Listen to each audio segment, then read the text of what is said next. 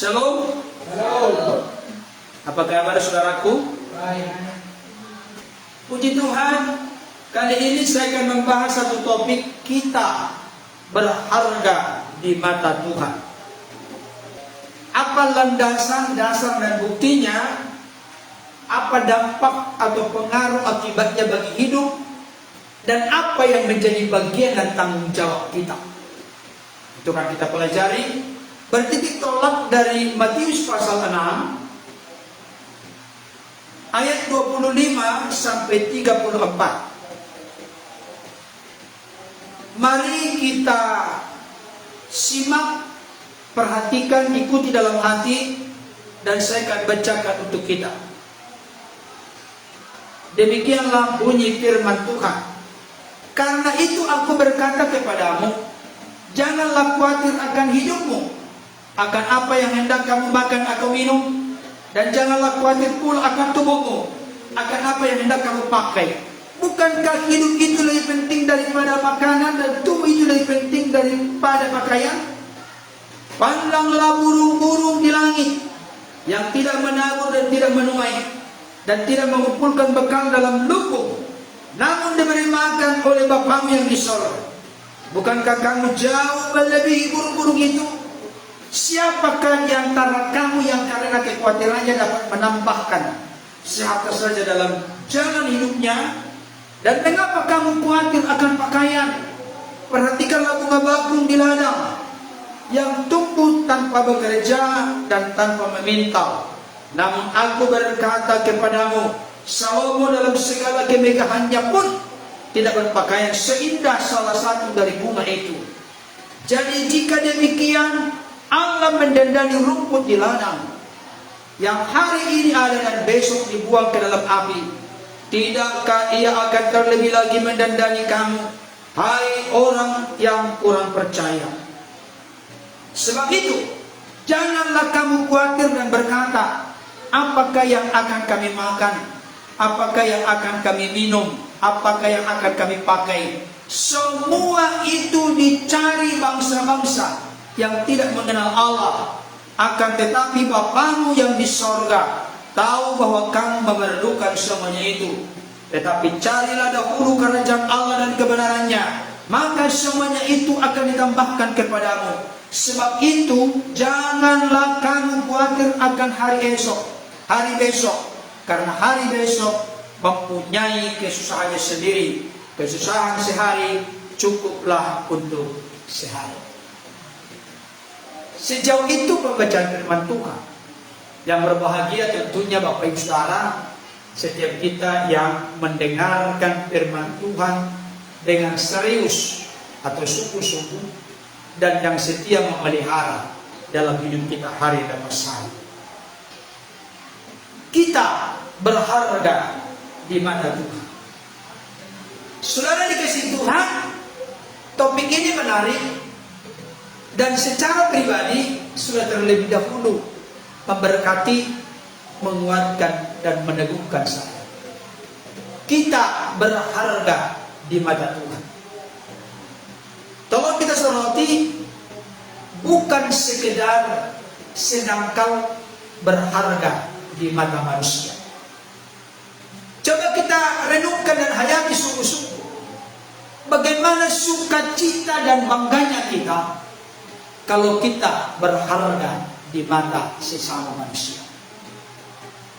Tetapi lebih hebat lagi, lebih dahsyat lagi, lebih luar biasa lagi, bukan sekedar dalam kategori sesama ciptaan manusia yang menghargai, tapi kita berharga di mata Tuhan.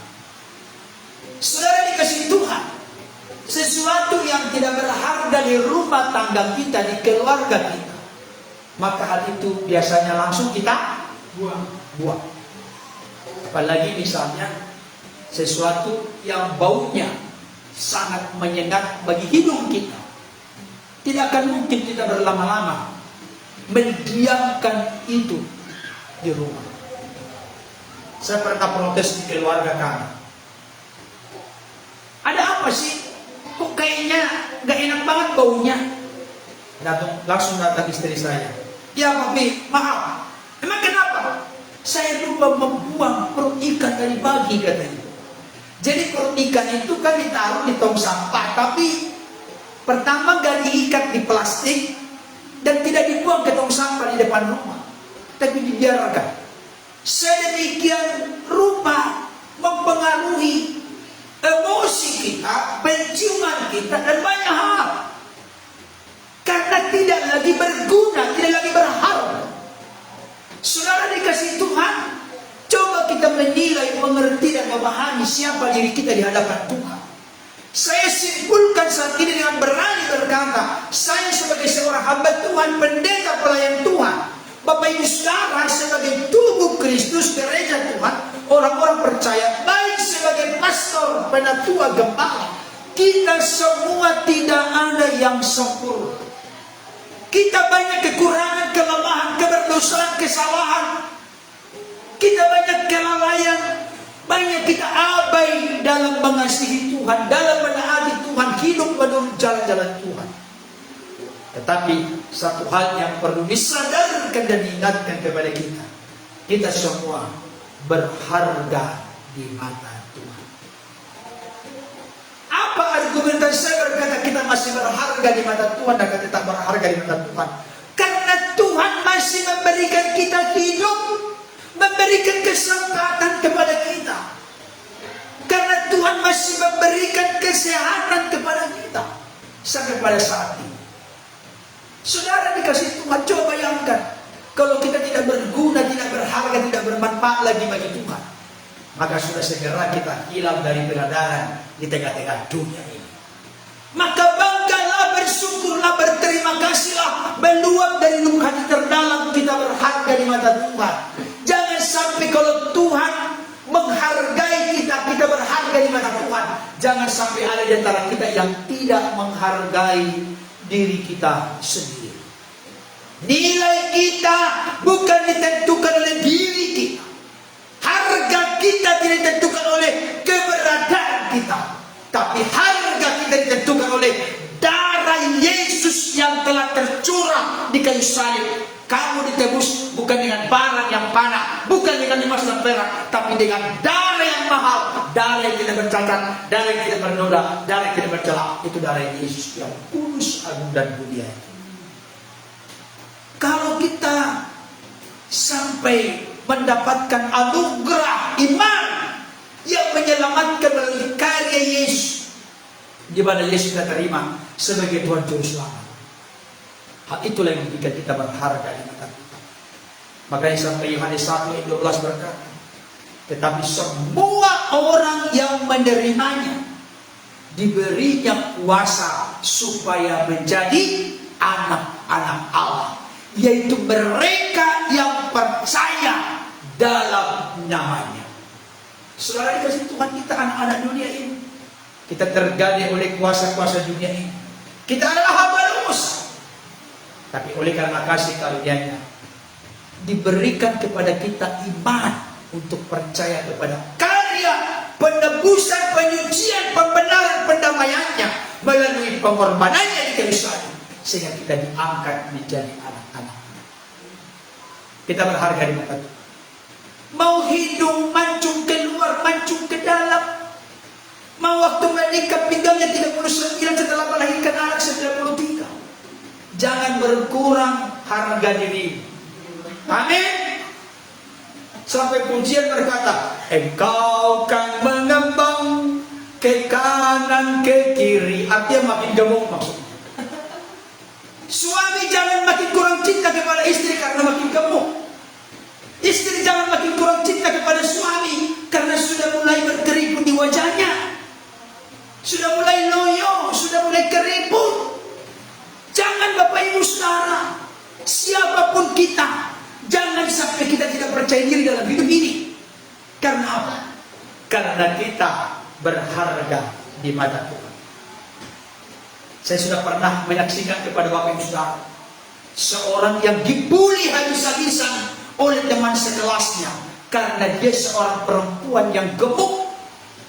Sudah gemuk hitam lagi, sudah gemuk hitam pesek lagi, sampai matanya dengan hidungnya di sini hampir rata. Sehingga orang-orang lain, teman-teman di sekolah membuli dia, dasar lu si gemuk, si hitam, dasar si pesek lagi. Gemuk, hitam, pesek, sudah jatuh di timpa tangga, jatuh ke kotoran, kira-kira begitu. Selama dikasih oleh Tuhan, dia jadi tidak percaya diri. Dia selalu menyalahkan orang tuanya, menyalahkan dirinya. Ma, kenapa kau melahirkan aku? Gemuk melahirkan aku, pesek melahirkan aku, hitam. Lengkaplah, sudah sempurna penderitaanku. Aku dibuli, aku dicaci maki, aku dihina dengan kata-katai, direndahkan orang lain. Akhirnya dia jadi tidak percaya diri. Tiba-tiba dia pergi ke sebuah warung. Di warung ini dijual es kelapa muda. Kebetulan Bapak Ibu saudara, orang-orang luar negeri, orang-orang bule, orang-orang barat juga suka minum es kelapa muda. Dia lihatlah, ternyata si bule ini duluan beli kelapa muda. Kebetulan ada sesuatu yang tidak ada di warung itu. Tidak ada sedotan untuk meminum es kelapa muda. Kan itu kan kelapa mudanya kan langsung dipotong, jadi tidak dituang ke gelas, tapi langsung. Kalau enggak pakai sedotan. Dia soroti, dia saksikan, karena memang penampilannya kan beda, putih, tinggi gitu kan, alisnya juga kadang seperti apa namanya, hidungnya juga mancung sekali. Dia perhatikan, stres ini orang bule. Kenapa stres? Mau dicabut hidungnya sebentar nggak bisa, karena terganggu dengan hidungnya ini. Jadi susah dia masukkan ke mulutnya kelapa ini, yang kan kelapa begini mau diminum kuahnya, susah. Dia bilang stres, dia lihat stres dia. Terus si yang suka dibully ini akhirnya dia beli juga. Dia masukkan kelapa muda, karena gak ada yang sedotan. Mantap, gak ada yang menghalang. Puji Tuhan. Nah gak masuk. Mulai dari situ dia bersyukur. Ternyata yang mancung pun hidupnya dalam waktu tertentu ada masalah juga, ada kesulitan. Ternyata kalau untuk meminum kelapa muda, kuah kelapa muda, kalau tidak mancung hidung, gampang sekali mantap, plok, gak ada yang menghalangi. Mulai dari situ dia bangga, bersyukur, berterima kasih. Tuhan ampuni aku, selama ini aku kurang menghargai diri. Ternyata apa yang kau ciptakan selalu sempurna di dalam rancangan dan keinginan. Di balik dari segala sesuatu pada dunia ini ada kekurangan, ada kelebihan masing-masing. Tergantung bagaimana kita melihat, menyikapi, perspektif pandangan kita bagaimana. Kalau kita melihat kehidupan ini dari sisi negatif, saya kasih tahu tidak bisa nasi negatif. Satu ketika ada seorang anak gadis, dia karena merasa kalut dalam hidup, dia mau mengakhiri hidupnya untuk meletakkan kepalanya di rel kereta api. Udah putus asa, karena keluarga yang satu menyalahkan dia, menyudutkan dia. Keluarga yang kedua menyalahkan, menyudutkan dia. Keluarga yang ketiga, kakak adik semua ini menyalahkan, menyudutkan dia. Sehingga dia melihat keluarga satu menyalahkan, keluarga dua menyalahkan, keluarga tiga menyalahkan, suami istri menyalahkan. Berarti nggak ada yang benar dalam hidupku, nggak ada yang baik dalam hidupku. Lebih bagus aku akhiri hidupku, akhirnya pergi ke rel kereta api. Setelah dari kereta api, dia menelepon kepada abangnya yang paling kecil. Bang, aku mau menyelesaikan hidup. Karena apa? Aku tidak ada yang baik dalam hidup. Tuhan juga tidak baik. Kalian semua gak ada yang baik. Semuanya gak ada yang baik. Gak ada yang menghargaiku. Gak ada harga diriku lagi sekarang. Akhirnya sang abang ini dari jauh, dia disembari, dia berdoa. Dia berkata, Dek, kamu bilang Tuhan tidak baik. Yang gak baik Tuhan jahat. Aku gak berharga dibuat dia, Tuhan jahat. Saya mau tanya, sekarang kamu masih bisa berdiri di situ? Masih bisa berdiri. Tuhan baik? Baik. Kamu masih bisa melihat? Tuhan baik? Masih bisa melihat, Bang? Tuhan baik? Baik. Masih bisa berbicara dengan abang sekarang? Apakah Tuhan baik? Baik, Bang. Masih bisa kau merasakan mendengar aku bicara kepadamu? Tuhan baik gak? Baik, Bang. Udah berapa yang baik? Waduh, kalau begitu saya gak jadi bunuh diri. Karena apa?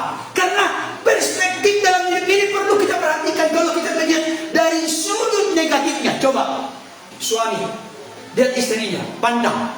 Kalau lihat dari negatifnya, apalagi dibandingkan ketika menikah, cara berpakaiannya, cara menghiasnya, cara ini, semua negatif nanti. Padahal pribadi yang sama di depan mata, kita lihat negatif semua. Tapi coba kalau kita lihat, wow, luar biasa istri. Dia sudah melahirkan 3 putra putri bagi. Wah, hebat kamu. Bisa tak berbeda?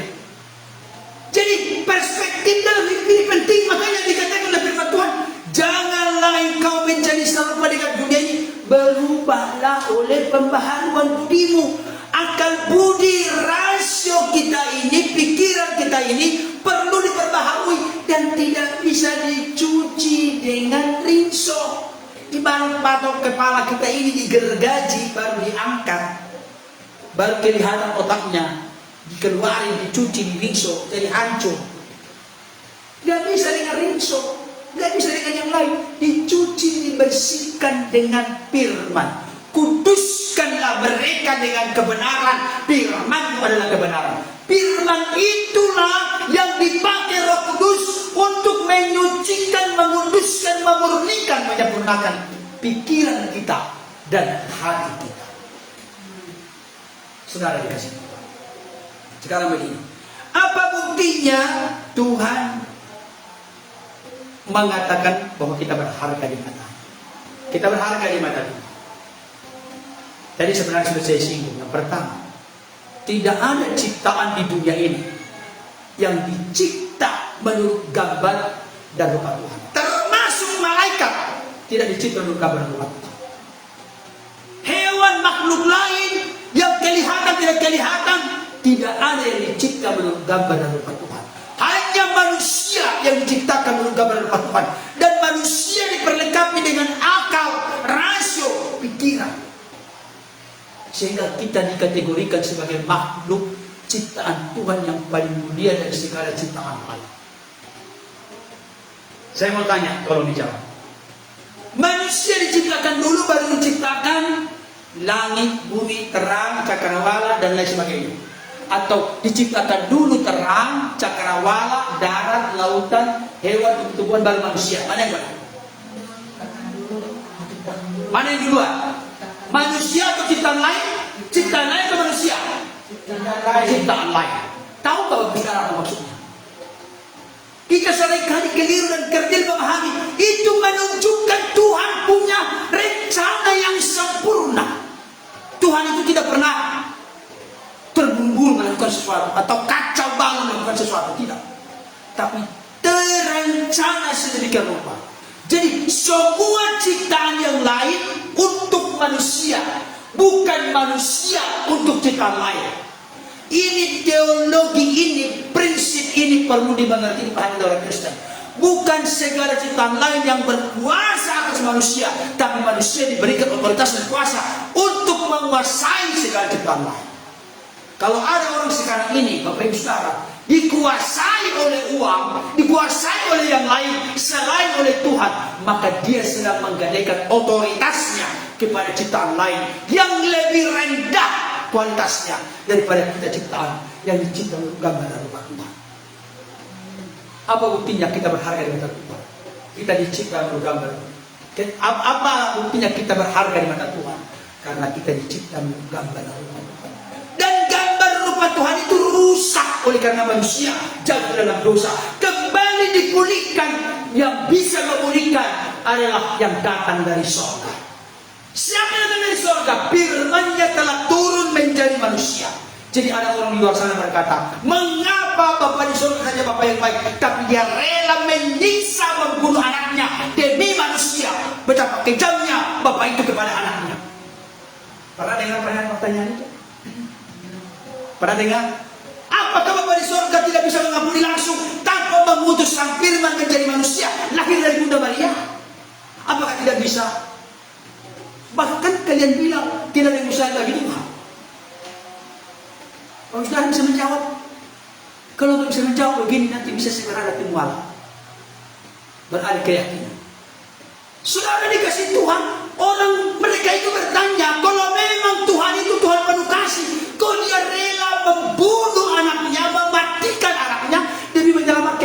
agape berarti dia tidak mengasihi anaknya, tapi mengasihi manusia. Apakah demikian? Apakah Bapak tidak mengasihi sang firman anaknya? Mengasihi. Tetapi yang menjadi perkara dan persoalan adalah dosa. Dosa itu dalam konteks ada dua sifat dalam diri Allah, adil dan kasih. Keadilan Allah berbicara, sekecil apapun dosa harus dihukum. Nah, maksudnya kasih Allah sebesar setinggi gunung apapun dosa harus apa? Diampuni. Perhatikan kalimat ini. Keadilan Allah berbicara sekecil apapun dosa kita sampai ke lubang samud dicari harus dihukum. Tapi sebesar apapun segunung, apapun besarnya dosa kita harus diampuni. Itu kasih Allah. Jadi kelihatan ada sifat yang kontradiksi.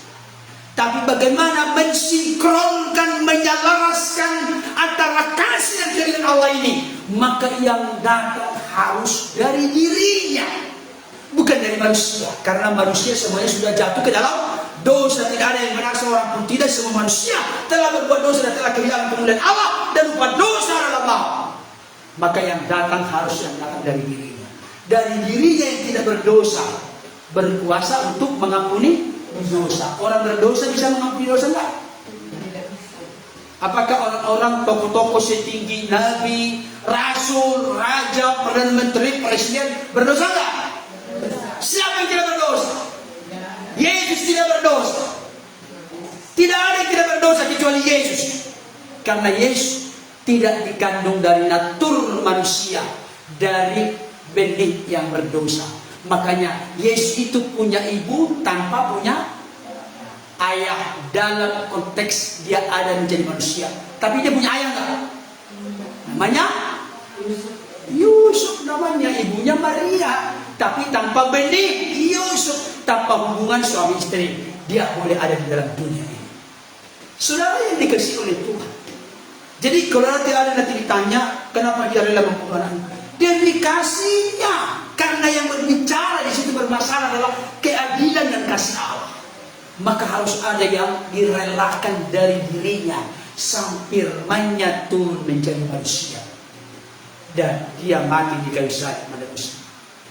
Saudara dikasih Tuhan, saya mau tanya, masih ragukah Bapak Ibu Saudara kalau ada sosok pribadi yang turun dari sorga datang ke tengah-tengah dunia, dia tidak berdosa, dia punya segala kemuliaan, kehormatan, keagungan, kejayaan dan lain sebagainya di sorga. Dia datang ke tengah-tengah dunia, dan bukan hanya datang, dia rela menyerahkan nyawanya demi untukmu, untukku, untuk kita semua.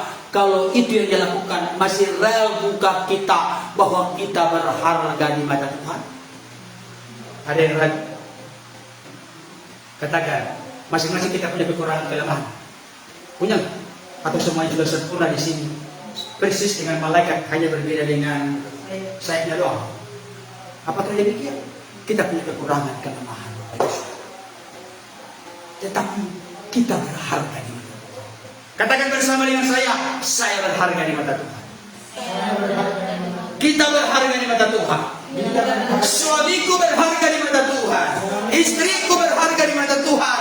Keluargaku berharga di mata Tuhan. Karena apa? Karena Dia menciptakanku, menebus dan menyelamatkanku. Tapi bukan hanya itu membuktikan Tuhan berharga di mata Tuhan. Kita berharga di mata Tuhan. Bukan. Pernahkah Bapak Ibu Saudara melihat sesuatu, dia kerjakan sedemikian rupa, dia bentuk sedemikian rupa, tapi akhirnya diabaikan dan ditinggalkan? Pernah nggak? Di kampung kita banyak begitu. Dia mulai dengan sangat baik, dia membuka ladang, udah. Kalau di kampung kami mengaribah, dipotongi pohon besar. Kalau ada yang dibuka ikan, dia apa ini dibuka, udah. Setelah itu sudah kering beberapa bulan, dibakar, sudah dikumpulin kayunya, baru ditanam. Waduh, bagus sekali. Sayur-sayur ditanam seperti apa itu, bayam, seperti itu. Bagus sekali, gemuk sekali, waduh, berwarna hijau sekali. Tapi coba bayangkan, ladang yang dibuka sudah kan sedemikian rupa, sudah ditanam sudah, setelah itu dibiarkan. Jadi apa itu? Nanti jadi hutan lagi. Jadi hutan lagi. Saya mau kasih tahu, dengarkan baik.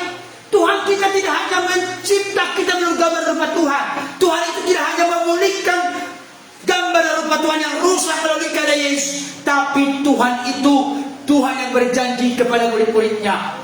Dan ketahuilah, aku senantiasa menyertai engkau sampai kepada kesudahan zaman. Ibrani 13 ayat ke-5 yang pernah saya sudah sebutkan. Aku sekali-kali tidak akan meninggalkan engkau, dan aku sekali-kali tidak akan membiarkan engkau. Aku sekali-kali. Tolong jangan salah baca ya. Ada orang pernah saya suruh membaca itu pemuda. Aku sekali-sekali. Beda nggak sekali-sekali dengan sekali-kali? Beda. Sekali-sekali apa? Kadang-kadang, berarti kadang ya, kadang tidak. Tapi sekali-kali itu penegasan, gak pernah sedetik pun kita dibiarkan tinggalkan oleh Tuhan. Gak pernah. Berarti apa? Yang membuat kita yakin bahwa kita berharga di mata Tuhan.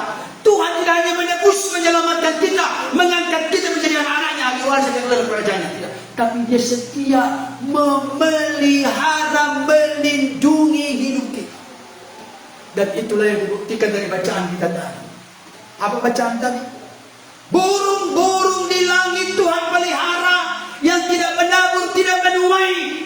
Bunga bakung di padang, yang tidak menenun dan meminta, tapi didandani oleh Tuhan sendiri. Kalau artinya ciptaan yang lain, hai anak-anakku, yang lebih rendah statusnya darimu, engkau lebih mulia karena kau anak-anakku. Kan kira-kira begitu firman Tuhan berbicara kepada kita. Kalau burung di udara Tuhan kupelihara, bunga bakung di ladang kudandani, apalagi engkau anak-anakku yang telah kutebus dan kuselamatkan melalui curahan darahku kepada. Itu Tuhan bicara kepada kita. Jadi kita berharga di mata Tuhan, bukan berarti setelah diciptakan, setelah sudah ditebus, diselamatkan, udah mau mati lah di situ, mau terbuang, mau hilang, mau apa? Tidak, saudara. Tuhan kita Tuhan yang apa? Ada yang bisa mengisi? Tuhan kita adalah Tuhan yang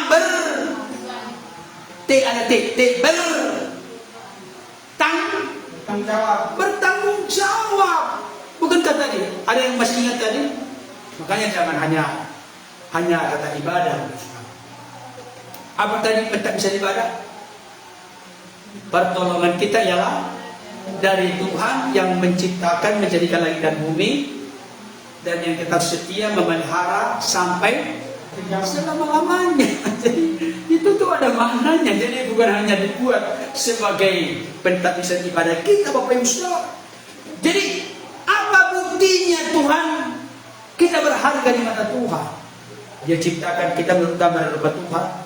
Gambar yang rusak itu oleh karena dosa dipulihkan melalui karya Kristus kayu salib, dan dia setia memelihara hidup kita. Bahkan sampai dia bandingkan burung di udara Tuhan pelihara, bunga bakung di ladang Tuhan, dan dari sedemikian rupa. Apalagi engkau, hai anak-anakku, engkau lebih berharga dari semua burung-burung itu. Engkau lebih indah dari semua bunga bakung di ladang yang hari ini mekar, besok sudah jatuh, bahkan dibuang ke api. Hanya sementara doang. Kita berharga di mata Tuhan. Kalau kita sudah berharga di mata Tuhan, oleh karena kita adalah ciptaan Tuhan, diciptakan oleh gambar rupa Tuhan, kita telah ditebus dan diselamatkan, kita Tuhan setia memelihara hidup kita. Maka sebenarnya apa kata Yesus ini? Jangan apa? Ayat yang ke-25, jangan, karena itu aku berkata kepadamu, janganlah khawatir. Jadi orang yang khawatir adalah orang yang merasa dirinya tidak berharga di mata Tuhan. Halo, Bapak Ibu? Masih? Khawatir yang dimaksud di sini misalnya begini. Kekhawatiran, kecemasan yang menunjukkan kita kurang tidak percaya akan pemeliharaan dan kasih Bapa kepada kita. Tolong jangan diartikan ini ya. Kamu tidak perlu khawatir, habiskan sekarang, kamu perlu disiapkan masa depan. Oh bukan, itu salah. Kita menabung, mengelola keuangan kita dengan hikmat kebijaksanaan Tuhan, itu menyenangkan hati Tuhan. Tapi kalau kita khawatir dan cemas, dan kita tidak lagi percaya atau kurang percaya akan pemeliharaan Tuhan, akan kasih setia Tuhan dalam hidup kita, maka itu khawatir yang sudah merongrong merusak hidup kita. Itu sebabnya satu ayat yang terkenal disampaikan oleh juru bicara para rasul bernama Simon Petrus, pernah berkata dalam 1 Petrus 5 ayat yang ke-7. Apa dikatakan? Serahkanlah segala kekhawatiranmu kepada Tuhan, sebab Dia yang bertindak. Bukan bertindak di situ kata-katanya, boleh juga bertindak, tapi persis apa? Sebab Dia yang memelihara kamu. Tuhan melihara kita, saudara. Jadi kalau kita yakin, kita percaya, kita berharga di mata Tuhan. Sekarang begini, kalau kita berharga di mata Tuhan, sekarang begini, Bapak saudara punya barang berharga nggak di rumah? Punya. Gimana? Dibuang nggak di tong sampah? Dibuang nggak ke got? Atau disimpan sembarangan nggak? Maka sampai kadang-kadang kita berkata, waduh, papi mami sudah terlalu banyak harta kita ini. Kita harus sama-sama menghafal, kita tempatkan di mana yang terbaik. Ya kan? Karena berharga, jadi disimpan, dipelihara, dilindungi, dihargai. Ini gambaran-gambaran praktis tentang Tuhan kepada kita. Kalau kita berharga di mata Tuhan, maka Tuhan tidak akan mungkin memperlakukan kita untuk hal yang jahat. Dari kita menyanyikan pujian apa? Refrennya, suka Tuhan. Sekarang begini, Bapak Ibu Saudara, ketika menyanyikan lagu itu, apa yang ada terbersih dalam hati kita? Suka Tuhan. Halo? Ada nggak terbersih, terpikirkan hati kita? Oh, kalau aku bilang nanti suka Tuhan, jangan nanti Tuhan melakukan yang jahat, yang kotor, yang keliru, yang salah. Apakah demikian? Bapak Ibu Saudara sekarang duduk di kursi. Kenapa Bapak Ibu Saudara mau duduk di kursi? Ada yang bisa jawab? Oke. Anak kita bunga, kenapa kamu berani duduk di kursi itu? Karena kursi itu sanggup menopang bobot tubuhmu. Kok kamu percaya dengan kursi? Mana lebih hebat, kursi dibanding Tuhan? Kita ini percaya Tuhan enggak? Coba kita, sejauh mana kita? Kali kan sampai si Palen itu mengangkat kakinya ini, karena dia yakin kursi tidak akan roboh. Bayangkan, contohnya maksud saya, kadang-kala kita ini lebih percaya kepada kursi daripada kepada Tuhan. Benar nggak? Jujur nggak? Jujur nggak? Ah, Tuhan nanti meleset, jangan-jangan nanti salah, nanti jangan-jangan begini, jangan melulu kita ini. Jadi kita mencurigai Tuhan.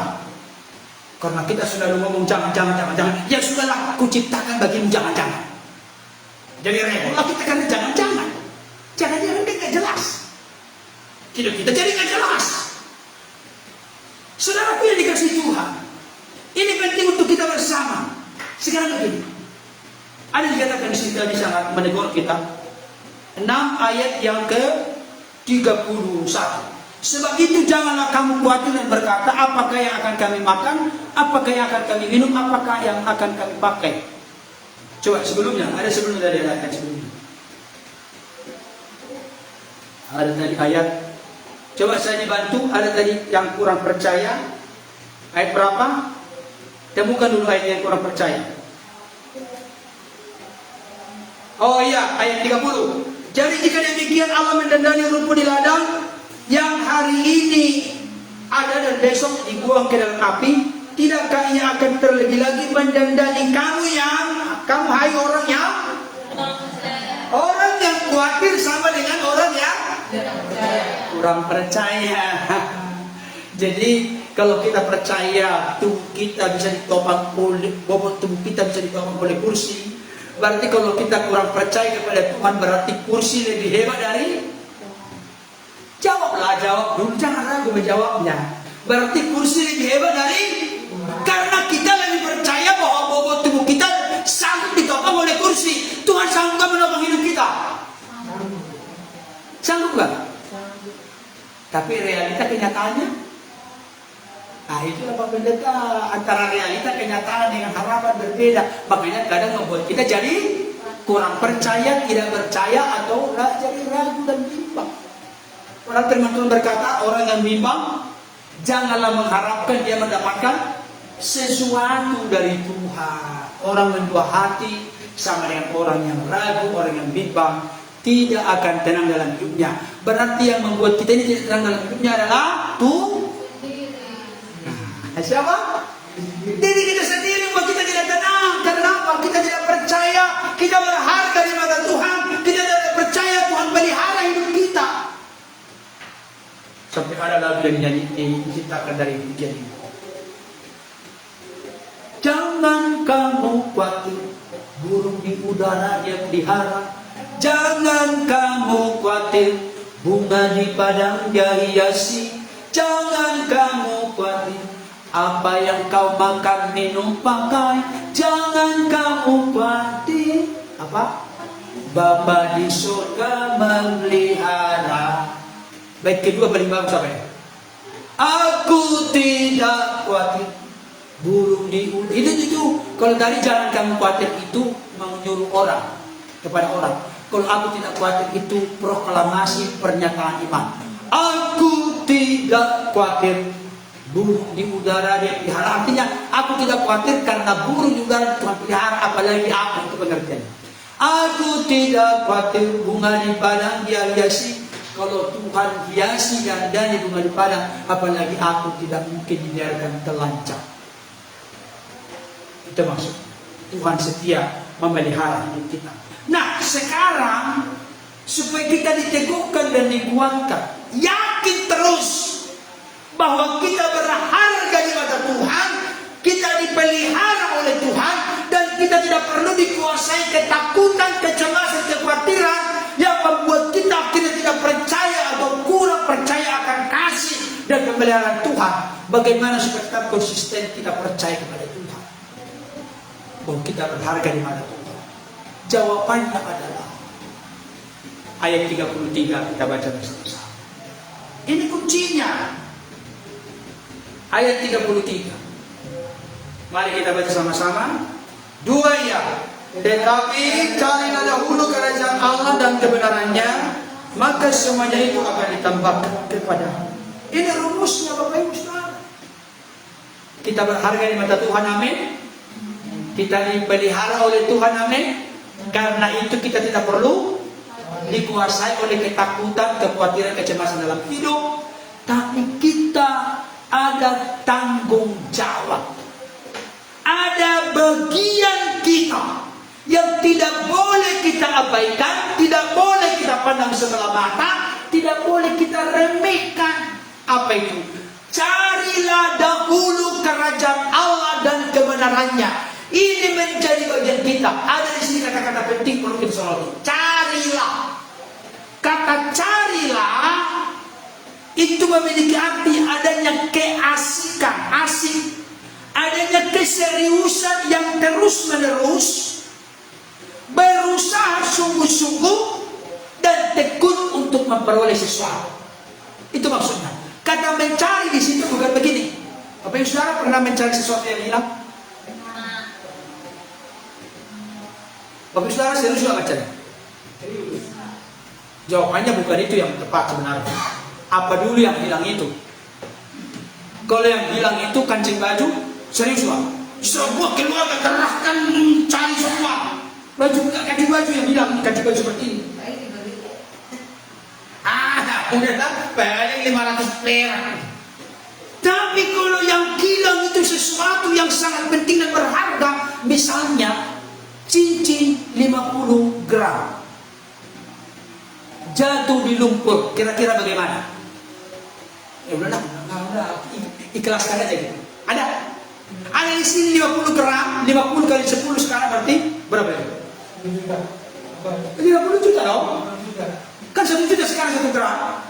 50 gram 50 juta jatuh ke got, dan gotnya itu ada gambutnya 1-2 meter.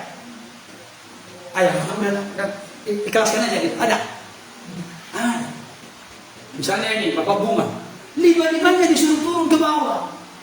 Mau hanya matanya doang kayak begini sudah hitam semua rambut, semua kena semua, belum pulih itu apa-apa. Apa namanya ini? Remas gini, apa namanya ini? Mana ini? Semua ini pokoknya semua kerja sama semua. Berjam-jam karena apa? Karena yang hilang itu sesuatu yang sangat tidak berharga. Dan ini saya pernah saksikan. Dulu kakak saya almarhum Purnama Muhammad David. Beliau dulu waktu kecil, dan itu masih sangat langka saat itu. Di masa kecilnya ada seorang anak yang memiliki sibong anting-anting. Waktu itu kalau tidak salah setengah gram di sini, setengah gram di sini. Pergilah ikut ke ladang, ke sawah. Pergi ke sawah yang namanya anak kan, bayangkan.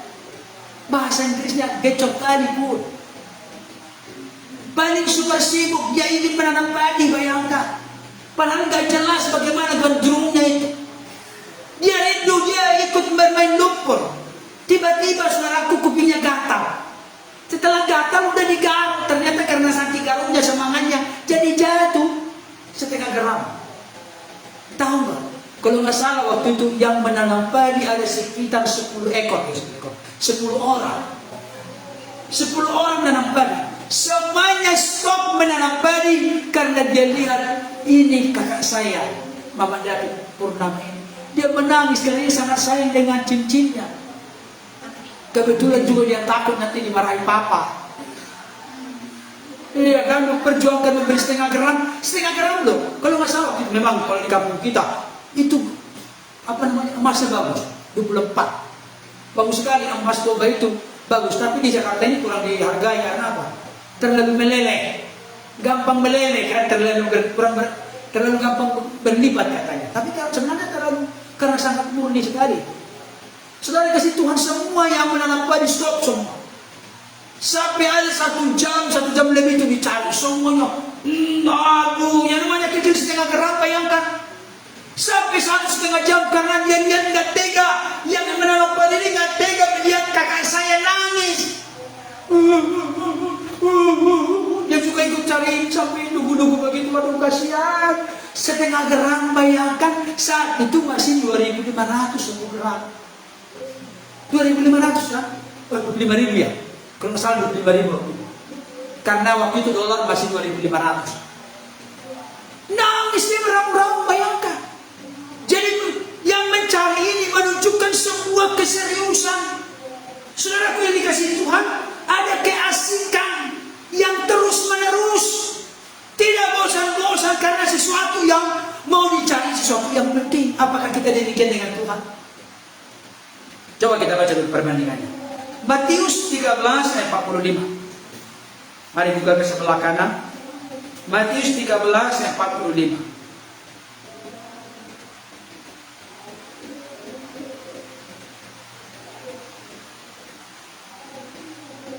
Ayat 44 dan 45. Udah? Kita baca sama-sama. Matius 13 44 45, 2 ayat. Hal kerajaan surga itu seumpama harta yang terpendam di ladang, yang ditemukan orang lalu dipendamkannya lagi. Oleh sebab sukacitanya pergilah ia menjual seluruh miliknya lalu membeli ladang itu. Bayangkan, karena ada di situ harta terpendam, dia jual semua harta miliknya untuk membeli ladang itu. Karena dia tahu harta yang dijual itu tidak apa-apanya bandingannya dibanding dengan harta terpendam yang ada di ladang yang mau dibeli itu. Ayat 45. Demikian pula hak kerajaan surga itu seumpama seorang pedagang yang mencari mutiara yang indah. Pedagang yang mencari mutiara yang indah. Mutiara yang indah itu berarti barang berharga. Nah, kenapa banyak orang Kristen tidak terus-menerus, tidak asik, tidak berusaha sungguh-sungguh dan tekun untuk mencari kerajaan Allah kebenarannya? Ada yang bisa jawab? Kenapa? Karena merasa kerajaan Allah dan kebenarannya tidak atau kurang berharga. Benar gak? Padahal firman Tuhan berkata, bukan belakangan dicari kerajaan Allah kebenarannya, tapi prioritas harus didahulukan, harus diutamakan. Oleh Oleh karena itu ayat ini mau menegaskan kepada kita, mana yang lebih utama, kebutuhan jasmani atau kebutuhan rohani? Hah? Mana yang lebih utama dicari? Lebih utama, lebih getol, lebih gigi, lebih dahulu, lebih prioritas yang dicari kebutuhan jasmani atau kebutuhan rohani? Kenyataannya kebutuhan jasmani. Ketika kebutuhan jasmani, nantilah kebutuhan rohani. Benar nggak nantinya itu dijalankan? Saya kasih tahu. Tapi kalau kita mengambil satu sikap yang tegas, kebutuhan rohani yang diutamakan, tertinggal nggak kebutuhan jasmani? Nggak mungkin kita tertinggal, nggak mungkin. Masa kita menaati firman Tuhan, melakukan firman Tuhan, hidup dalam kebenaran, membuat kita jadi tidak berbuah, membuat kita jadi tidak bermanfaat, membuat kita jadi tidak berarti? No, tidak mungkin. Kalau kita mengutamakan kebutuhan rohani, berarti suplai rohani itu ada dalam diri kita. Kekuatan rohani itu ada dalam diri kita. Kekuatan rohani itu pasti menuntun, memimpin orang untuk giat, antusias, semangat, berkobar, bernyala untuk berkarya bagi Tuhan, berkarya bagi sesama, bahkan berkarya mengerjakan apa yang dipercayakan Tuhan kepada. Dan biasanya kalau orang mengutamakan kebutuhan rohani, maka yang sudah pasti adalah hidupnya tidak akan dikuasai oleh persungut-sungutan. Coba dulu, dari pagi ngedumel, marah-marah dulu. Kamu sih gak cuci piring, kamu sih begini, kamu sih begini. Semuanya ngoceh melulu. Saya kasih tahu, kenapa ngoceh melulu? Begitu gampang, begitu mudah bangkit emosi amarah kita. Sebenarnya apa yang menjadi akar persoalan? Tahu nggak? Jujur jawabnya apa? Karena kita tidak membina prioritas hubungan kita dengan Tuhan. Kita mencoba menjalani kehidupan ini dengan kecakapan kita, keahlian kita, kepintaran kita, pengalaman kita, tapi ternyata kita tidak berdaya. Oleh karena itu, saya simpulkan saat ini, kita berharga di mana Tuhan? Amin. Apa buktinya? Tuhan menciptakan kita bergambar dan rupanya. Gambar yang rusak dipulihkan lewat karya pada musim Kristus. Tuhan setia memelihara hidup kita. Tuhan bertanggung jawab. Oleh karena Tuhan, bagi Tuhan kita berharga, berarti kita tidak perlu dikuasai oleh ketakutan, kekhawatiran, kecemasan dalam hidup. Tapi kita punya bagian dan tanggung jawab apa? Mencari dahulu kerajaan Allah dan kebenaran. Kerajaan Allah itu pengertiannya, biarkan Allah yang memerintah dan berkuasa menuntun hidup kita, baik pikiran kita, hati kita, perkataan kita, perbuatan kita. Makanya dalam firman Tuhan, coba kita buka dulu sebentar, 1 Korintus 4 ayat 20. Kalau kerajaan Allah yang dicari oleh seseorang, dia tidak akan lemah dalam hidup. 1 Korintus 4 ayat 20. Sudah ada yang ketemu?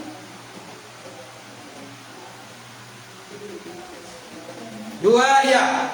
Sebab kerajaan Allah bukan terdiri dari perkataan, tetapi dari kuasa. Kalau kerajaan Allah kita cari, kita biarkan Allah berotoritas, berkuasa menuntun memimpin hidup kita, maka yang muncul di sana adalah power, kuasa. Suatu ketika sebelum selesai, ada seorang mu'alaf. Mu'alaf itu berarti dia dari Kristen atau Katolik kepada Islam. Dia bersaksi, saya membaca dalam kitab imamat tidak boleh makan babi hutan tidak boleh. Ternyata orang-orang Kristen makan babi berarti tidak sesuai dengan firman. Makanya saya jadi beralih keyakinan. Maka di video yang sama, yang berdekatan setelah dia mau bersaksi begitu kepada saudara-saudaranya yang sudah seiman dengan dia, dikutip oleh YouTuber. Ada juga yang dikutip oleh YouTuber seorang anak kecil, pintar sekali berkhotbah, kecil, baru umur berapa tahun? 3-4 tahun. Pintar sekali berkhotbah, ngomongnya pun masih cadar. Saudara-saudara, masih lucu sekali. Ada orang yang beralih keyakinan dari agama tertentu ke agama lain, katanya karena orang Kristen makan babi. Mari kita buka dulu Roma 14 ayat 17. Sekarang kita buka juga. Mari kita buka. Roma 14 ayat 17. Apa yang dikatakan oleh si anak itu? Apa itu? Jadi anak kecil menjawab telak, walau, gitu maksudnya. Roma 14 ayat 17. Kita baca sama-sama 2 ayat. Sebab kerajaan Allah bukanlah soal makanan dan minuman, tetapi soal kebenaran, damai sejahtera dan sukacita oleh Roh Kudus. Berarti yang sifat umur 4 tahun itu mengalahkan yang sudah beralih keyakinan. Kerajaan Allah bukan soal makan dan minum, mau makan babi, mau makan anjing dari ini, bukan. Tapi soal kebenaran. Kuduskanlah mereka dengan kebenaran. Firman adalah kebenaran. Soal firman Tuhan. Akulah jalan, kebenaran dan hidup. Berarti soal kebenaran, soal Yesus yang menjadi Tuhan dan Selamat bagi kita. Disebut juga Roh Kudus adalah roh kebenaran. Hidup kita dituntun hidup Roh Kudus, maka kita hidup dalam kebenaran. Kalau kebenaran yang menguasai hidup kita, maka ada di sana damai sejahtera. Masih ingat ayat hafalannya? Nah, itu adalah bunga. Lain pergumulan yang diingat. Yesaya 32:17. Ayo, baru kita bunga bacakan cepat. Yesaya 32:17. Di mana ada kebenaran, itu dia. Baca yang keras, nah. Yesaya 32:17. Baca.